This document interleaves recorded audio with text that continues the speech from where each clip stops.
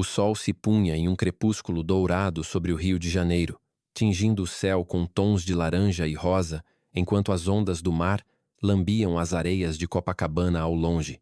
A cidade pulsava com sua energia característica, uma mistura de caos vibrante e beleza desleixada.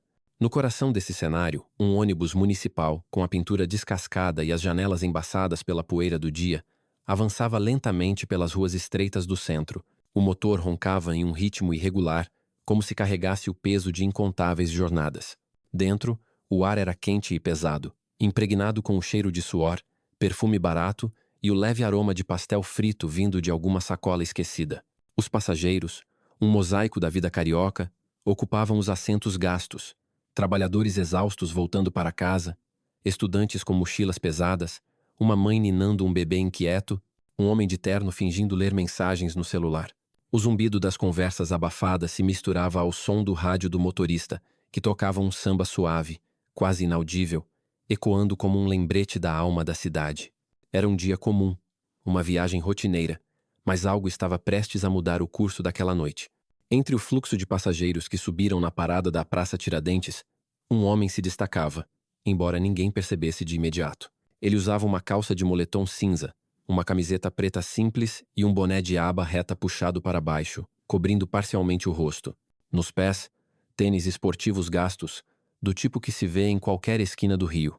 Suas mãos, calejadas e marcadas por anos de golpes precisos, estavam enfiadas nos bolsos, e sua postura era relaxada, quase indiferente. Ninguém poderia imaginar que aquele homem era Cafu, o campeão mundial de boxe, um nome que reverberava nos ringues do mundo inteiro. Um ícone brasileiro que levara o país ao topo com seus punhos implacáveis. Após um dia intenso de treinos no ginásio e compromissos com patrocinadores, Cafu queria apenas um momento de anonimato, um respiro onde pudesse ser apenas mais um carioca voltando para casa. Ele pagou a passagem com algumas moedas, trocou um aceno breve com o motorista, um homem de meia idade chamado Carlos, cujo rosto bronzeado carregava rugas de quem já viu de tudo nas ruas, e caminhou pelo corredor estreito até um assento próximo à janela traseira. O ônibus balançou ao arrancar, e Cafu se acomodou, os ombros largos relaxados, mas os olhos alertas, percorrendo o ambiente com uma discrição treinada. O interior do ônibus era um microcosmo do Rio. Sob a luz fria dos fluorescentes, que piscavam de vez em quando, os passageiros pareciam absortos em seus próprios mundos. Ana, uma jovem de 18 anos com cabelos cacheados presos em um coque desleixado, estava sentada perto da frente, os fones de ouvido pendurados no pescoço enquanto mexia nervosamente na alça de sua mochila. Seus olhos castanhos, inquietos, desviavam-se para o celular, onde um vídeo de uma luta de boxe pausado ocupava a tela. Ela era fã do esporte, uma paixão herdada do avô, mas naquela noite, sua mente estava mais focada em evitar problemas do que em sonhar com os ringues. A poucos assentos dali, Lucas, um adolescente magro com uma camiseta do Flamengo, segurava uma revista esportiva amassada, as páginas abertas em um artigo sobre Cafu. Seus olhos, cheios de curiosidade, varriam o ônibus, como se procurasse algo ou alguém. Ele sonhava em ser lutador, embora nunca tivesse pisado em um ginásio de verdade. Carlos, o motorista, mantinha um olho na estrada e outro nos passageiros, sua experiência nas ruas lhe conferindo um sexto sentido para tensões iminentes. Ele sabia que o Rio, por mais belo que fosse, escondia suas armadilhas, e aquele ônibus não era exceção. Cafu, sentado perto da janela, observava a cidade passar em um borrão de cores. Os letreiros de neon das lanchonetes, os vendedores ambulantes gritando para atrair clientes, as motos zigue-zagueando entre os carros, tudo isso era o pulso do Rio, uma sinfonia que ele conhecia de cor. Ele respirou fundo, deixando a tensão do dia escorrer pelos ombros. Depois de horas sob os holofotes, respondendo perguntas de jornalistas e cumprindo obrigações, aquele assento desconfortável no fundo do ônibus era, de certa forma, um refúgio. Ele queria apenas chegar em casa, tomar um suco gelado e descansar, sem ser reconhecido, sem ser o campeão. Mas o destino, como sempre, tinha outros planos. Quando o ônibus parou em uma esquina movimentada perto do mercado da Uruguaiana, as portas se abriram com um chiado e 4 jovens subiram, trazendo consigo uma energia que cortou o ar como uma faca. Eram João, o líder, um rapaz alto e magro com cabelo tingido de loiro desbotado e uma corrente prateada pendurada no cinto. Pedro, robusto, com um sorriso debochado que parecia permanente. Mateus, franzino, mas com um olhar astuto que denunciava sua agilidade. E Gabriel, o mais quieto do grupo, com uma expressão que oscilava entre desconforto e resignação. Suas risadas eram altas, estridentes, carregadas de uma arrogância que fazia os outros passageiros desviarem o olhar. Vestiam roupas largas, tênis gastos e exalavam a confiança imprudente da juventude que ainda não aprendeu os limites. João, com um cigarro apagado entre os dedos, escaneou o ônibus como um predador avaliando o terreno. Seus olhos logo se fixaram em Cafu, sentado sozinho, de cabeça baixa, aparentemente alheio ao barulho. "Olha só esse cara", João disse, a voz alta o suficiente para chamar a atenção de todos. Ele deu um empurrão de leve em Pedro, que riu, mostrando os dentes. "Aposto que tá perdido, velho. Esqueceu o caminho da favela?" A provocação era deliberada, um convite à confusão, e os outros dois, Pedro e Mateus, se juntaram à risada, ecoando a bravata do líder. Gabriel, porém, ficou um passo atrás, os olhos fixos no chão, como se quisesse estar em qualquer outro lugar. A tensão no ônibus mudou instantaneamente. Ana puxou os fones de ouvido do pescoço, seus dedos apertando a mochila com mais força. Lucas, com a revista ainda nas mãos, lançou um olhar rápido para Cafu, franzindo a testa como se algo no homem de boné lhe parecesse familiar. Carlos, pelo retrovisor, notou o grupo e apertou a mandíbula. Ele já tinha lidado com tipos assim antes, jovens entediados, buscando uma faísca para incendiar a noite. Cafu não levantou a cabeça. Seus olhos permaneciam na janela, seguindo o movimento da cidade, mas suas mãos, escondidas nos bolsos, se contraíram levemente, os nós dos dedos endurecidos por anos de treinamento. Ele estava atento, cada palavra, cada movimento do grupo registrado em sua mente. Não era a primeira vez que alguém tentava provocá-lo, mas Cafu sabia que reagir por impulso era uma armadilha. Ele havia aprendido, nos ringues e fora deles, que a verdadeira força estava na paciência, na espera pelo momento certo. Ainda assim, a calma dele só parecia atiçar João, que via o silêncio como uma afronta pessoal. "Ei, tio", João continuou, caminhando pelo corredor com um gingado exagerado, parando a poucos assentos de Cafu. "Tá com medo de falar? Ou é só burro mesmo?" Ele se apoiou no corrimão, o corpo inclinado para a frente, a corrente no cinto balançando como um pêndulo. Pedro, sempre pronto para seguir o líder, acrescentou: "Acho que ele tá dormindo, João. Vamos acordar o cara." Mateus deu uma risadinha aguda, mas Gabriel apenas mudou o peso de uma perna para a outra, claramente desconfortável. Os outros passageiros começaram a se mexer nos assentos, alguns abaixando a cabeça, outros fingindo mexer nos celulares. Uma mulher mais velha, com uma bolsa de compras no colo, apertou os lábios, murmurando algo que parecia uma prece. O homem de terno ajustou a gravata, os olhos fixos na tela do celular, mas suas mãos tremiam ligeiramente. Ana, ainda segurando o celular, abriu o vídeo pausado de uma luta de Cafu. A imagem granulada mostrava o campeão esquivando um soco com uma agilidade quase sobrenatural, seus punhos conectando um uppercut que derrubou o adversário em segundos. Ela olhou para o homem de boné, depois para a tela, e seu coração acelerou. "Não pode ser", ela murmurou, quase para si mesma. Lucas, percebendo o movimento dela, se inclinou um pouco, tentando ver o que ela estava olhando. Ele abriu a revista, folheando até uma foto de Cafu no ringue, o rosto concentrado, os músculos definidos brilhando sob as luzes do estádio. Ele comparou a imagem com o homem no fundo do ônibus e seus olhos se arregalaram. "É ele", Lucas sussurrou, mas sua voz foi abafada por um grito de João. "Qual é, cara? Tá achando que é durão com essa cara de paisagem?" João se aproximou mais, parando a apenas 2 assentos de Cafu. Ele bateu no corrimão com a mão, o som metálico ecoando no ônibus. "Fala alguma coisa, ou vou ter que te ensinar como se faz." Pedro e Mateus riram, mas a risada era menos confiante agora, como se sentissem que algo estava fora de lugar. Gabriel, ainda em silêncio, olhou para Cafu, e por um momento, seus olhos se encontraram. Havia algo na calma do homem de boné que o incomodava, uma sensação que ele não conseguia explicar. Carlos, do volante, decidiu intervir. "Baixem o tom, rapazes", ele disse, a voz firme, mas controlada, como alguém que já repetiu essa frase 1000 vezes. "Não quero confusão no meu ônibus." João virou a cabeça, fazendo um gesto debochado com a mão. "Relaxa, vô, a gente só tá brincando", ele respondeu, mas seu tom era qualquer coisa menos respeitoso. Ele voltou a atenção para Cafu, os olhos semicerrados, como se tentasse decifrar o que havia por trás daquele silêncio. E tu? Vai ficar aí igual estátua? Tô falando contigo, velho. Cafu, pela primeira vez, moveu a cabeça lentamente. Seus olhos, escondidos sob a aba do boné, encontraram os de João. Não havia raiva neles, nem medo, apenas uma calma profunda, quase desconcertante, como a de um predador que não precisa rugir para impor respeito. Ele não disse nada, mas o gesto foi o suficiente para fazer João hesitar. A risada do rapaz morreu na garganta, e ele deu meio passo para trás, instintivamente.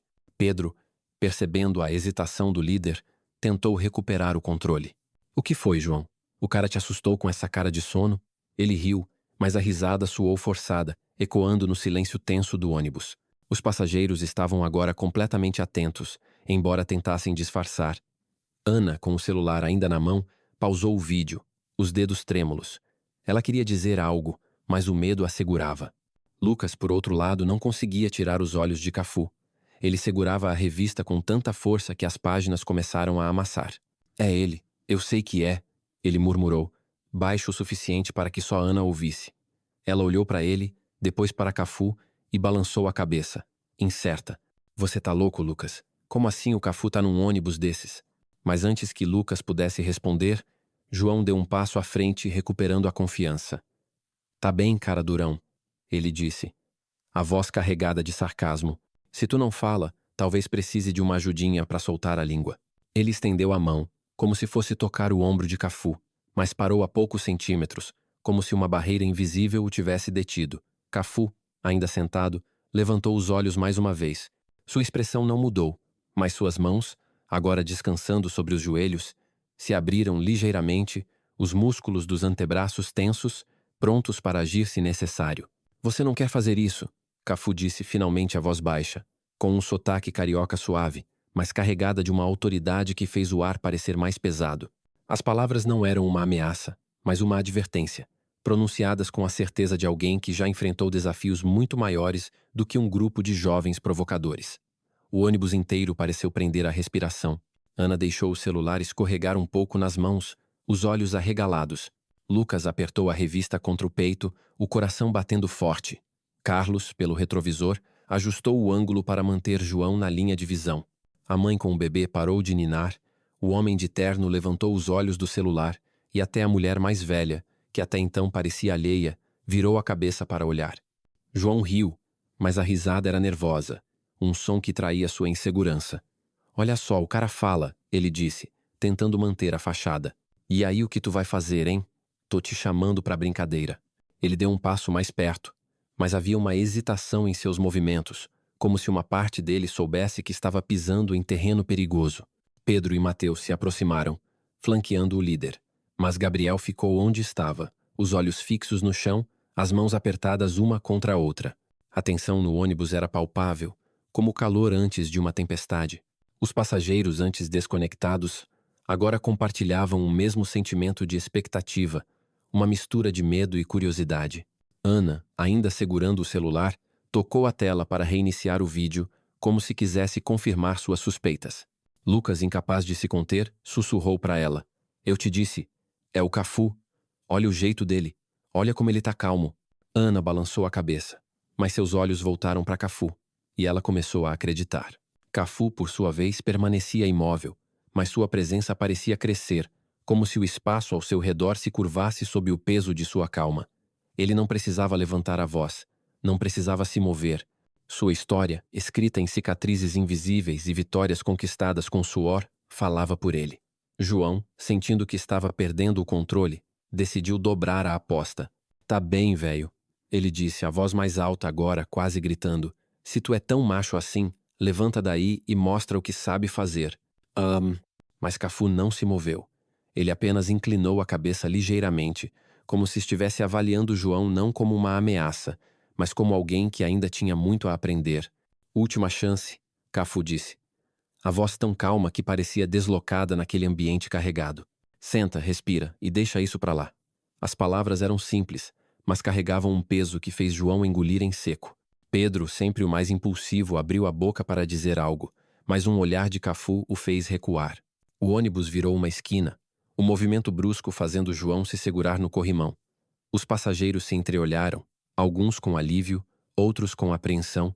Carlos, percebendo que a situação estava a um fio de explodir, levantou a voz. Chega, rapazes.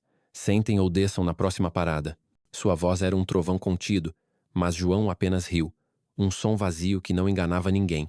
Ana, agora convencida de que o homem era mesmo Cafu, segurou o celular com mais firmeza.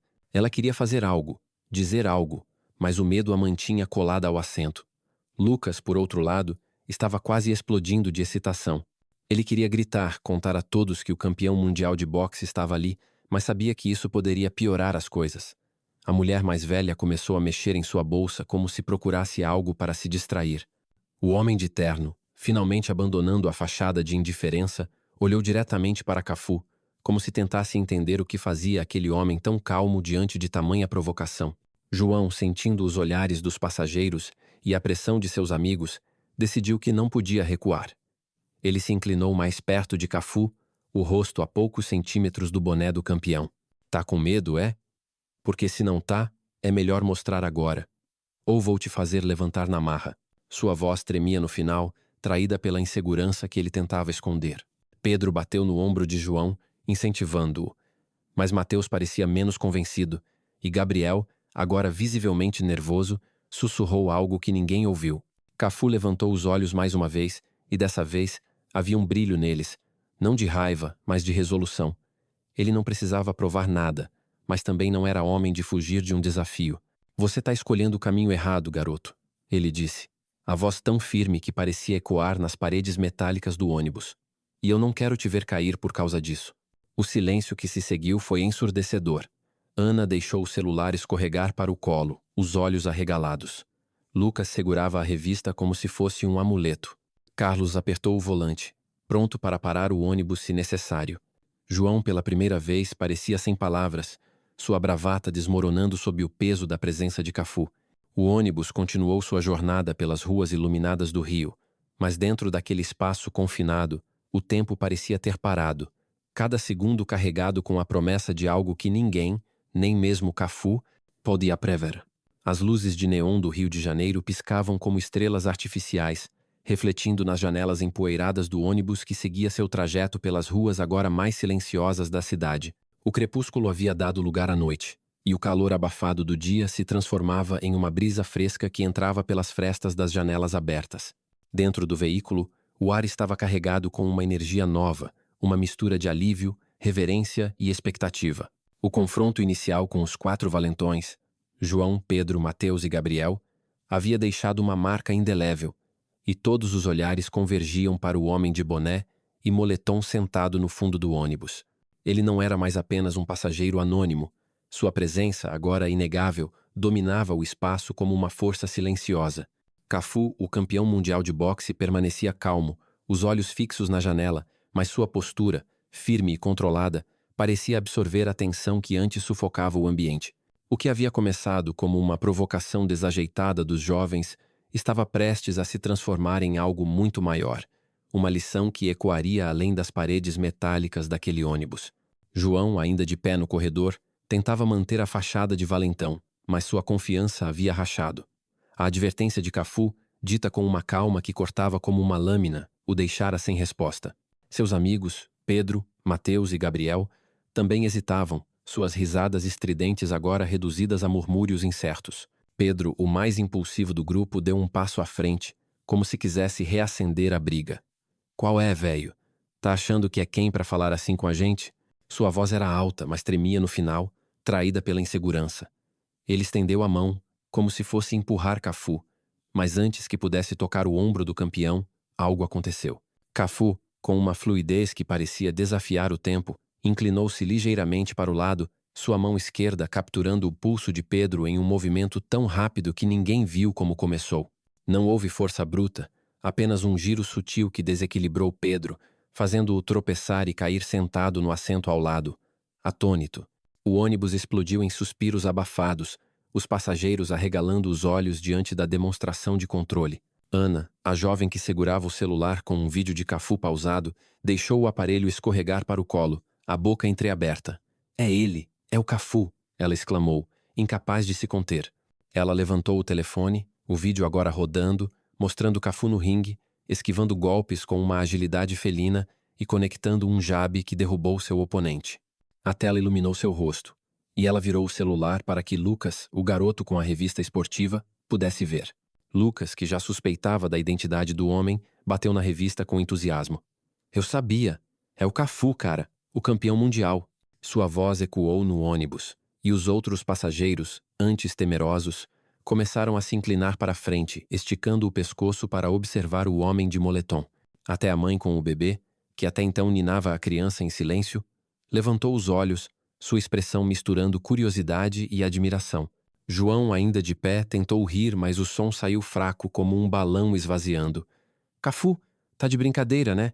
Esse cara não é ninguém. Ele olhou para seus amigos buscando apoio. Mas Pedro, agora esfregando o pulso onde Cafu o segurara, parecia abalado. Mateus deu um passo para trás, os olhos saltando entre João e Cafu, enquanto Gabriel, o mais quieto, murmurou algo inaudível, o rosto vermelho de vergonha. A revelação de Ana, confirmada pelo vídeo e pela explosão de Lucas, havia mudado o jogo. Os valentões que momentos antes se sentiam donos do ônibus, agora pareciam pequenos, suas bravatas desmoronando sob o peso da realidade.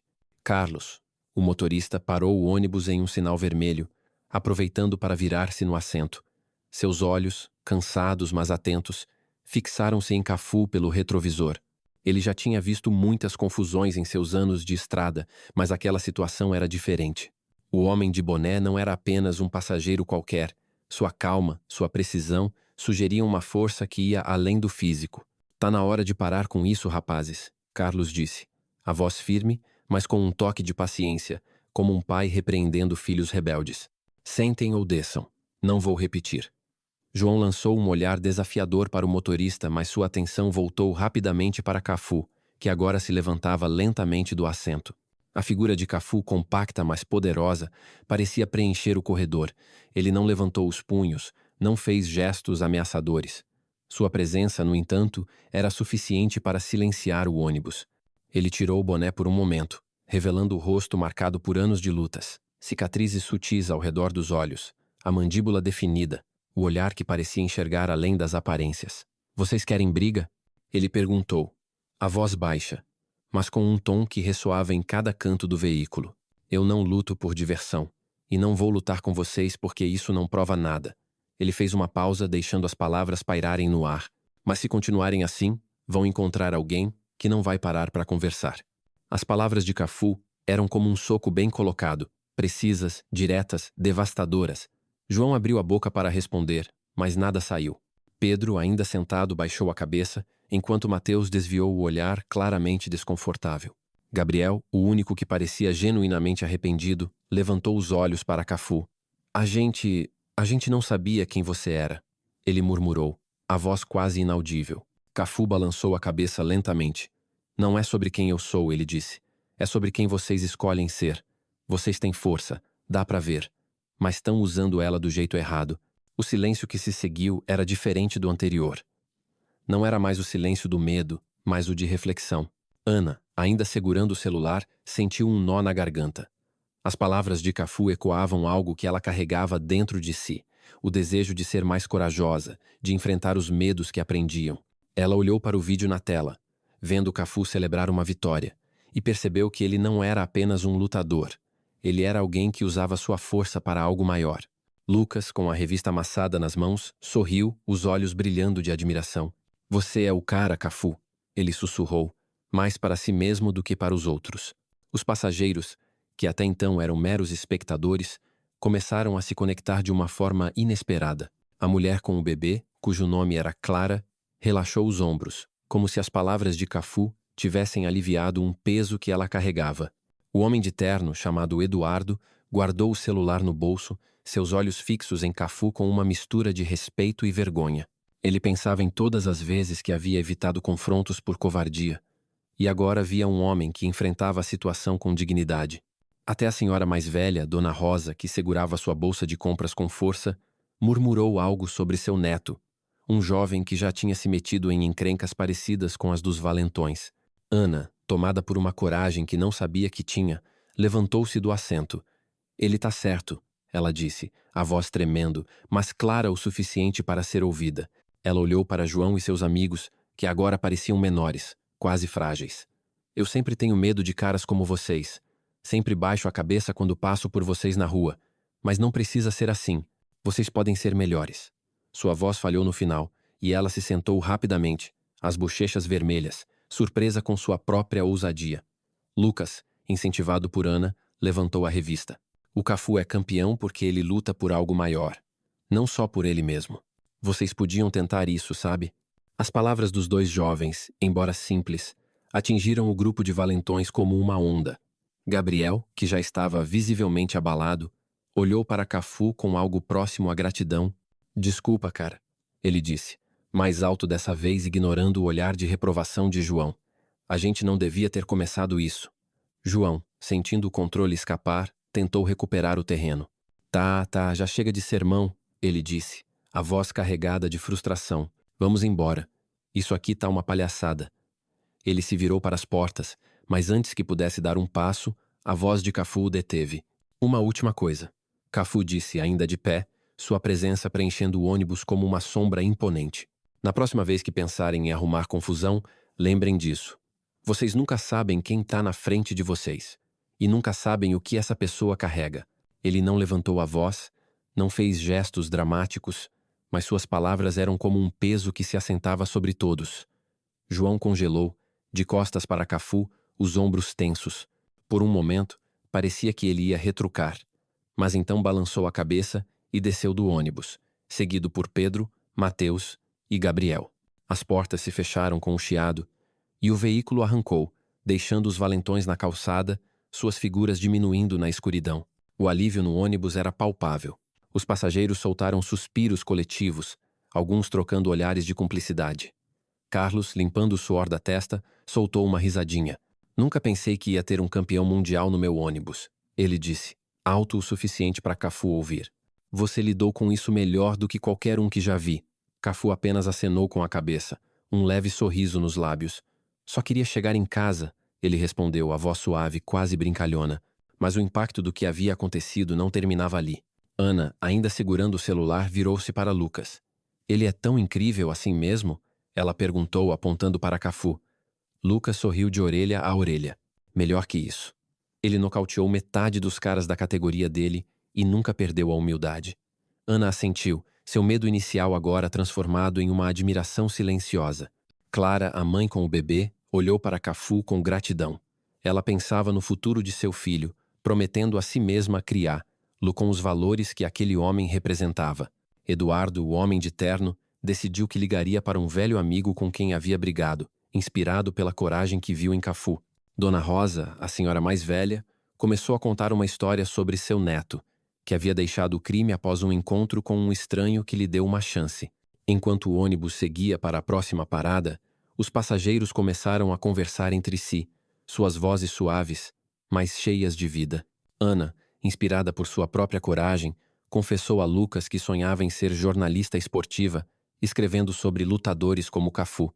Quero contar histórias como essa, ela disse, os olhos brilhando. Lucas, por sua vez, jurou treinar boxe, não apenas pela glória, mas pelos princípios que Cafu defendia. Carlos, limpando uma lágrima furtiva, pensou em sua filha, com quem não falava há meses, e decidiu mandar uma mensagem assim que terminasse o turno. Cafu, sentado novamente, observava a cidade pela janela, mas estava atento a cada palavra, cada murmúrio. Ele não buscava atenção, não precisava de elogios. Havia enfrentado os valentões não por ego, mas porque era o certo. E agora, enquanto o ônibus se aproximava de sua parada, ele se levantou, os movimentos fluidos como sempre.